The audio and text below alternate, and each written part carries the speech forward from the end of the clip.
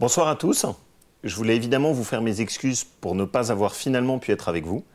Je le regrette d'abord parce que j'ai cru comprendre qu'il faisait plutôt beau, que l'ambiance était plutôt décontractée. Je le regrette aussi plus sérieusement parce que je connais bien maintenant le groupe de Croissance Plus. On a eu une très grosse séance de travail à mon ministère il y a maintenant quasiment un mois, ce qui nous a permis de balayer un peu tous vos champs de préoccupation. Et puis surtout parce que pour le ministre de l'Emploi, vous êtes précieux dans cette période, puisque vous faites partie de ceux qui recrutent et qui juste nous permettent d'aller de l'avant, même dans la crise. Juste peut-être deux idées simples. La première, ce qu'on n'a pas voulu faire dans cette période en termes de politique de l'emploi, c'est rejouer le scénario de la sidérurgie des années 80. C'est-à-dire s'occuper uniquement de ceux qui incarnent un peu l'économie du passé, d'être uniquement dans un retour vers le passé.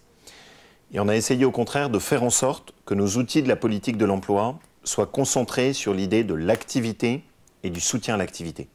Former dans les secteurs qui embauchent. Miser sur les gros secteurs de développement. Je pense notamment au service à la personne, ce qui me permet de saluer un de vos membres, O2, qui je crois est présent et représenté ce soir. Aussi essayer de faire en sorte de développer tout ce qui est création d'entreprises, y compris par des demandeurs d'emploi, et les très forts potentiels de développement qu'on peut avoir sur de la création d'emplois et d'activités. Ça a été notre volet politique de l'emploi.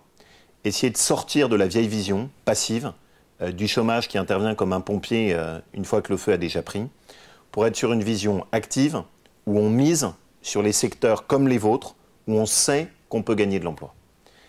La deuxième chose sur laquelle je voulais répondre à votre président, c'est que bien évidemment, on n'a pas une vision statique. La France n'est pas scotchée ou condamnée à se dire que si jamais on ne fait pas plus de 1,7% de croissance, on ne générera jamais de l'emploi. Cette vision statique, passive, un peu inerte, c'est évidemment pas la nôtre. Quand on a misé sur le crédit impôt recherche, qui je crois est quand même assez apprécié par un certain nombre de vos entreprises, quand on allège la taxe professionnelle pour faciliter de l'expansion, quand on essaye de faire en sorte d'investir sur les nouveaux secteurs, on sait qu'il y a du développement, le développement durable, toutes les technologies du développement durable, les nanotechnologies, tous ces secteurs qui sont les secteurs de demain.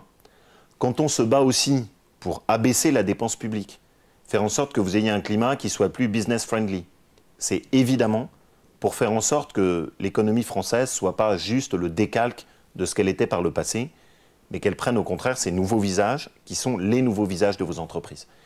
Mais je sais que quand je parle de dynamisme, de conviction dans le changement, ici en tout cas, je prêche des convaincus.